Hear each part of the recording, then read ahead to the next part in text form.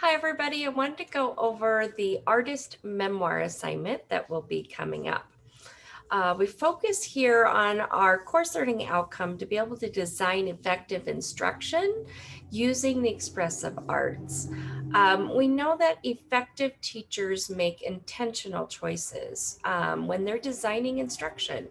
When it comes to integrating the arts, our previous experiences around the different expressive arts are definitely going to influence those choices that we're making as teachers. So in this assignment is an opportunity for you to explore those previous experiences in kind of a memoir kind of genre, and also think critically about how they are feeding into who you are as a teacher and who you want to be as a teacher and to support your students. Um, so I'm just going to go over the steps to completing the assignment. And if you have any questions, please reach out to me and let me know. So there's going to be some what I call pre-authoring activities to do, and then the actual kind of authoring activity. One thing I want to point out is when I use the word authoring here, it's an intentional choice because you may choose to do this within a different expressive art mode other than writing. So your authoring may be in the form of a video, like what I'm doing right now, or it might be in the form of painting or a picture book or something like that. So you are authoring, but you may be doing it in a variety of ways. Okay, so I want to explain that first. So in the pre-authoring activity, the first thing to do is create what I call memory maps. This is where you visualize a place where you spent time while growing up or even now as an adult, in which you remember an experience or a set of experiences with the arts. You could actually physically draw a physical map if it's useful, but you could also just do it visually in your head. Once you've kind of created that visual map, write for 1 minute. And I mean here, set a timer so that you aren't spending hours writing, because the idea here is just to jot down some aspects about this memory. So write for 1 minute about the role of the arts in that place in your life.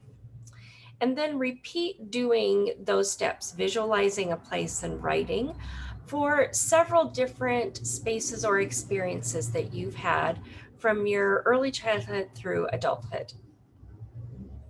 Once you have a collection of those memories, then you're going to step right into the authoring activity of actually creating your memoir. So use your writing and a timeline that second thing, I'm sorry, was to create a timeline of those poignant art related experiences.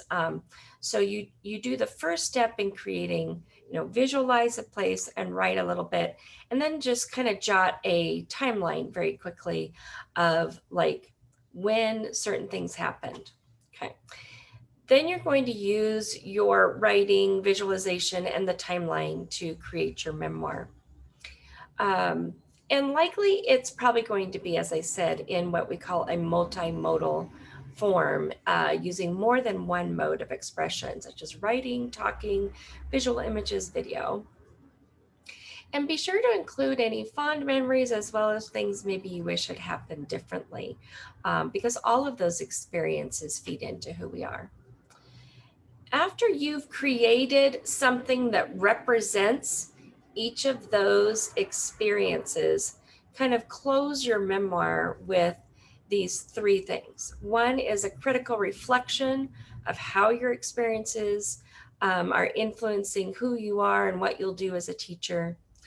Um, Thinking about your future teaching, think about several specific examples of what you plan to do in the future to support your students' learning in and through the arts. And then think about professionally for yourself. What are at least 3 actions you can take to improve your knowledge and skills in teaching in and through the arts?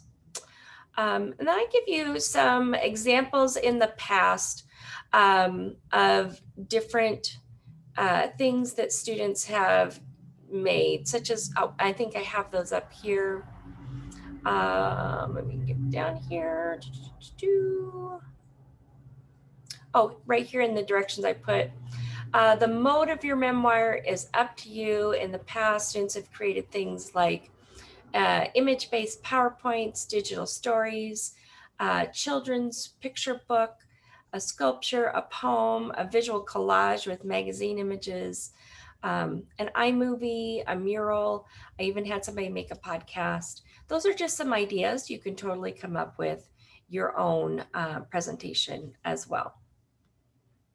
Okay, if you do choose a fully visual mode, so let's say you do a painting, okay, that's not going to come with an explanation automatically for me who's viewing your memoir, of how all of your experiences are represented.